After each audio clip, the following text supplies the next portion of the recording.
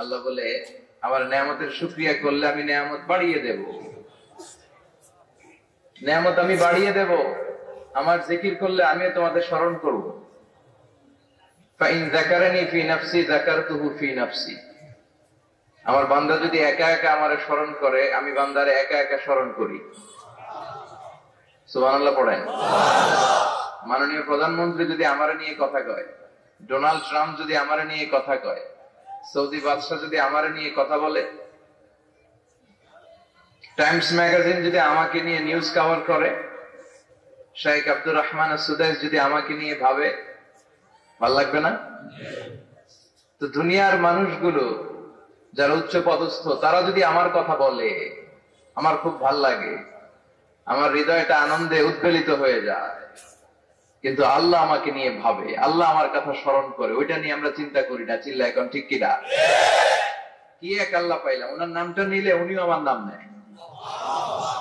একা একা নিলে একা একা নেয়, সবাইকে নিয়ে নিলে, বিশাল বড় মহাসমাবেশ করে যদি আমরা আল্লাহর স্মরণ করি, আল্লাহর নাম নেই, আল্লাহ বলে যাকারতু ফি মালাইন খায়রিন মিনহু, এর চেয়েও বড় মহাসমাবেশ আমি জান্নাতে ফেরেশতাদেরকে নিয়ে করে আমি ওই বান্দাকে স্মরণ করা শুরু করে দেই। আমার বান্দা যদি আমার দিকে এক বিঘত আসতে চায়, শিবের, এটাতে আরবিতে বলে শিবের, এক শিবের আসতে চাইলে আমি বান্দার দিকে এক হাত এগিয়ে যাই। বান্দা যদি আমার দিকে এক হাত এগিয়ে আসতে চায়, আমি বান্দার দিকে 2 হাত এগিয়ে যাই। ওয়া ইন আতানি ইয়ামশি আতাইতুহু হারওয়ালা, আমার বান্দা যদি হেঁটে হেঁটে আমার কাছে আসতে চায়, আমি আল্লাহ আমার বান্দার কাছে দৌড়ে দৌড়ে যাই। কি এক আল্লাহ আমরা পাইছি। ফাযকুরুনি ওয়াশকুরুলি ওয়ালা তাকফুরুন, আমার স্মরণ করো, আমিও তোমাদের স্মরণ করব। এজন্য আল্লাহ বলেন শুকরিয়া করো, নেয়ামত বাড়িয়ে দেব। কেউ আমাদেরকে নেয়ামত দেয় না, কেউ আমাদেরকে সুস্থ রাখতে পারে না, কেউ আমাদের মনের আশা পূরণ করতে পারে না, একজন ছাড়া। চিৎকার করে বলতে হবে, তিনি কে? আর যদি নেয়ামতের শুকরিয়া না করো, তাহলে জেনে রেখো আমার শাস্তি বড় ভয়ঙ্কর। আল্লাহর শাস্তির ব্যাপারে ভয় প্রত্যেক মুমিনের অন্তরে থাকার দরকার আছে না নাই?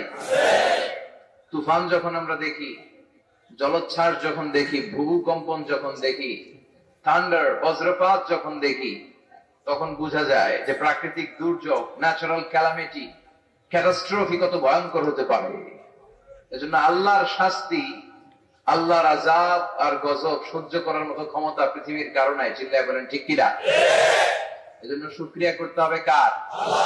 করলে লাভ না লস? আর করব কম কম না বেশি বেশি? আমরা শুকরিয়া করতে চাই না, আমরা অভিযোগ করতে চাই। কি করি? অভিযোগ, কমপ্লেইন। আমার এটা নাই, ওইটা নাই, এই পাইলাম না, সেই পাইলাম না। এরকম আছে না নাই? আল্লাহর বিরুদ্ধে অভিযোগ। বিশ্বনবী বলেন, তোমার চেয়ে যে খারাপ অবস্থানে আছে তার দিকে তাকাও, অভিযোগ কমে যাবে। উনজুরু ইলা মান হুয়া আসফালা মিনকা, তোমার চেয়ে যে খারাপ অবস্থায় আছে একটু তাকাও না, একটু তাকাও, তোমার চারিপাশেই আছে। যে মুহূর্তে আমরা কথা শুনছি, এই মুহূর্তে অনেকে হাসপাতালের বেডে শুয়ে শুয়ে চিৎকার করছে, মৃত্যুর প্রহর গুনছে। ক্যান্সার, দুরারোগ্য ব্যাধি, যার নাই কোনো অ্যান্সার। আমার বাড়ি নাই, আমি বাড়ি চাই, গাড়ি চাই, আরো টাকা চাই, আরো পয়সা চাই, আরো খ্যাতি চাই, আরো অনেক কিছু চাই। ক্যান্সারে আক্রান্ত রোগীটা কিচ্ছু চায় না, খালি বাঁচতে চায়। ওর বাঁচার বড় শখ, এই সুন্দর মায়ার পৃথিবী ছেড়ে ওর চলে যেতে মনে চায় না, ও শুধু বাঁচতে চায়। কিন্তু আমাদের এটা লাগবে, ওইটা লাগবে, ওইটা লাগবে। এজন্য ক্যান্সারে যারা আক্রান্ত, একটু তাকান না, হাত নাই পা নাই, একটু তাকান কিভাবে তারা লাইফ লিড করে। শেখ সাদি বালাগাল উলা বিকামালিহি একটা কবিতা লিখে বিখ্যাত হয়েছে। পার্সিয়ান পয়েট, ইরানি কবি। ওনার আর্থিক দৈন্যতা যাচ্ছিল, কিছুদিন ধরে ওনার আর্থিক কিছু সমস্যা, টাকা পয়সা নাই, ফলে ওনার জুতা ছিঁড়ে গিয়েছে, পায়ে জুতা নাই, খালি পায়ে হাঁটে। আর মনে বড় আফসোস, মনে বড় দুঃখ, আমি এত বড় কবি, আমার পায়ে জুতা নাই, আমার পায়ে কি নাই।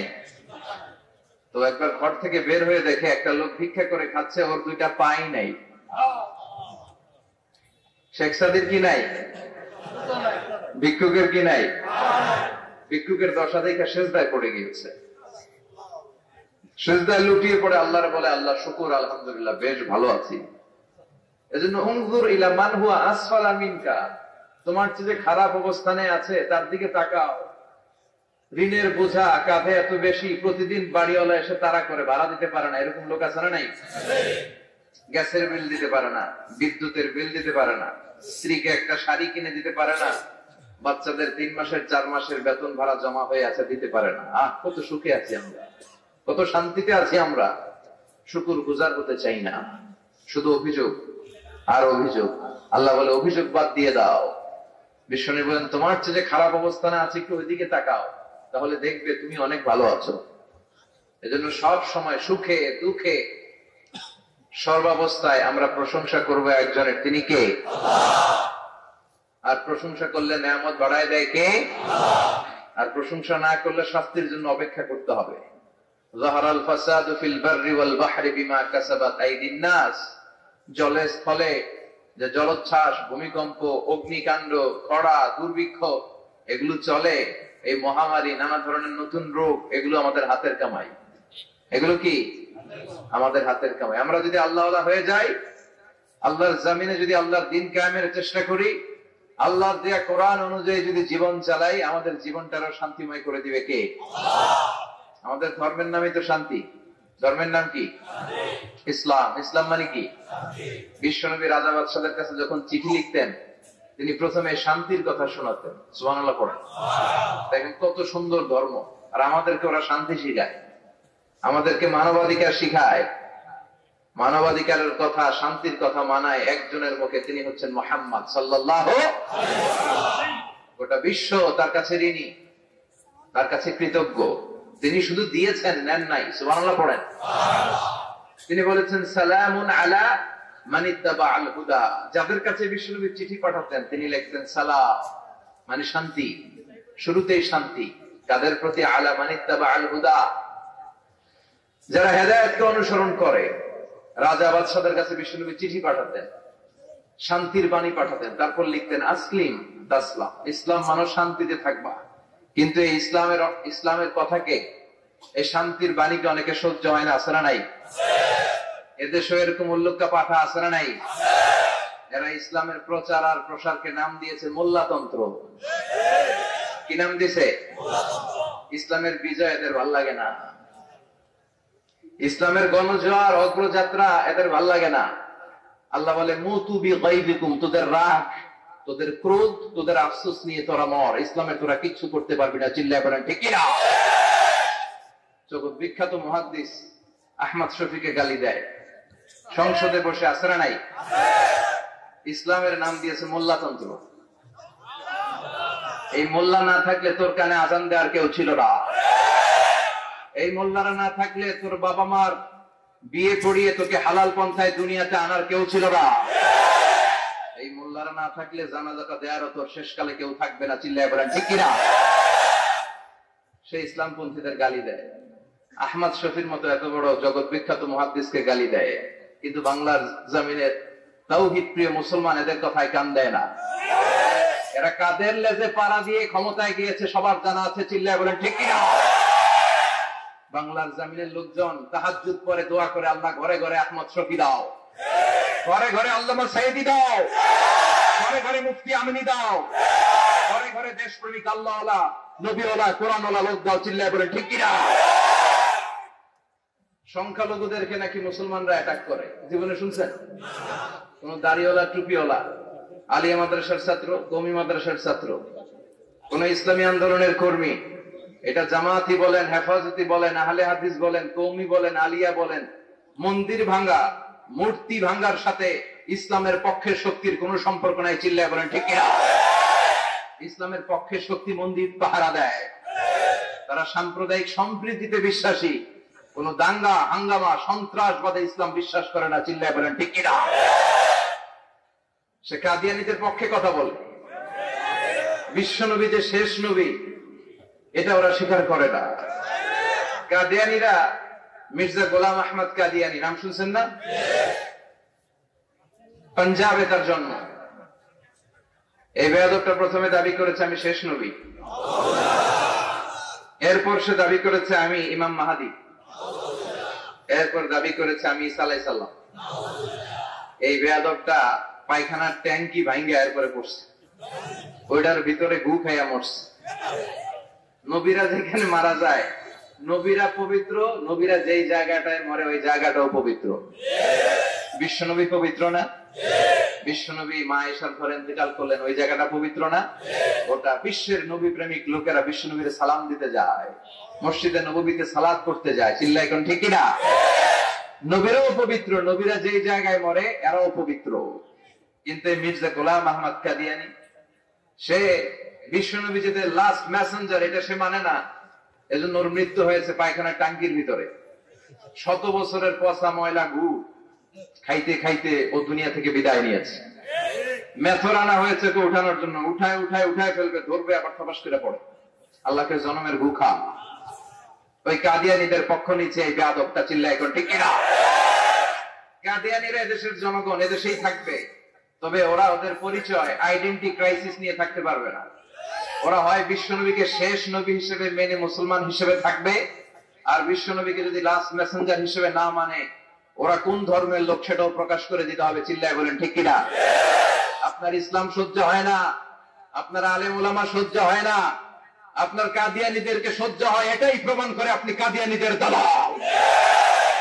এই বাংলার জমিন এটা ইসলাম প্রিয়দের জমিন। যে জমিনে আল্লাহু আকবার ধ্বনির সাথে সূর্য উঠে যায়, আল্লাহু আকবার ধ্বনির সাথে সূর্য ডুবে যায়, সে দেশে আর কিছু থাকবে না থাক ইসলাম থাকবেই, আর কিছু থাকবে না থাক কোরআন থাকবেই।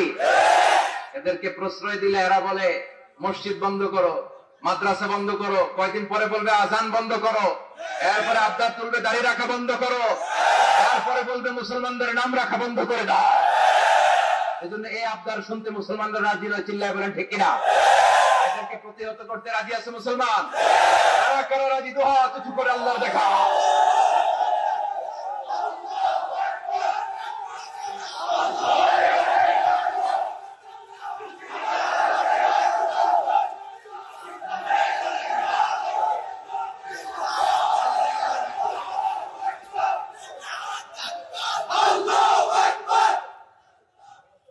সূর্যরে ভেটকি মারলে সূর্যের কিছু হয়? কথা কন। সূর্যের আপনি ভেটকি মারছেন, আপনার ভেটকি আপনার মুখে। এই জন্য ইসলামের আলোকে ওরা নিভিয়ে দিতে চায়। আল্লাহ বলে কিয়ামত পর্যন্ত ইসলামের বিজয়কে আমি আল্লাহ সমুন্নত রাখবো। চিল্লায় বলে ঠিক কিনা? এই বেয়াদবটা এত বড় আলেমের বিরুদ্ধে কথা বলেছে, সারা বাংলাদেশে যে উত্তাল গণজোয়ার তৈরি হয়েছে, অবস্থা দৃষ্টে মনে হচ্ছে ওই আলেমের পা ধরে ওর মাপ চাওয়া লাগবে। চিল্লায় এখন ঠিক কিনা? বাংলাদেশে একটা কথা কয়, নিন্দে পাখি পিন্দে। কথা বলেন। তসলিমা নাসরিন নারীদের নিয়ে বই লিখছে, নারীদের কোনো দেশ নেই, এরপরে বোরকার বিরুদ্ধে কথা লিখছে, শেষ পর্যন্ত সে বাংলাদেশে থাকতে পারে নাই। ওরে যখন ইন্ডিয়াতে লুকিয়ে নেওয়া হয়, ওর গায়ে বোরকা পরিয়ে নেওয়া লেগেছিল। চিল্লায় বলেন ঠিক কিনা? আমরা এদের হেদায়েতের দোয়া করি, আমরা প্রত্যেকের জন্য হেদায়েতের দোয়া করি প্রথমে। আর যদি হেদায়েত নসিবে না থাকে, কারুন, সাদ্দাত, নমরুদ আর ফেরাউনের যে দশা হয়েছে, বাংলার জমিনের ইসলাম বিরোধী বেহায়াতের ওই দশা আল্লাহ তুমি করে দাও। ইসলাম হচ্ছে শান্তির ধর্ম।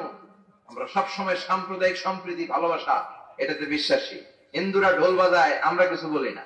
আমরা তাফসীর মাহফিল করি, ওদের যারা ভদ্র তারাও কিছু বলে না। ঠিক কিনা?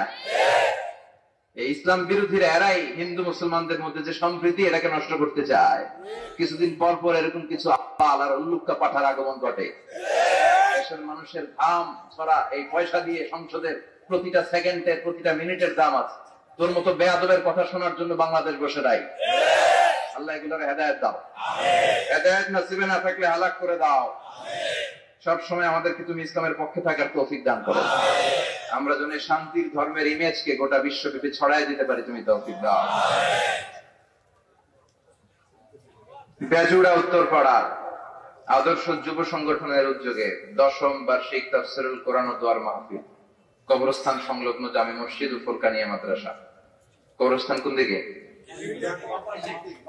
আসসালামু আলাইকুম আহলাদ দিয়ার। আল্লাহ সবাইকে তুমি মাফ করো। আজকের প্রোগ্রামের সভাপতি আলহাজ মোহাম্মদ ফয়েজ আহমেদ সাহেব আসছে।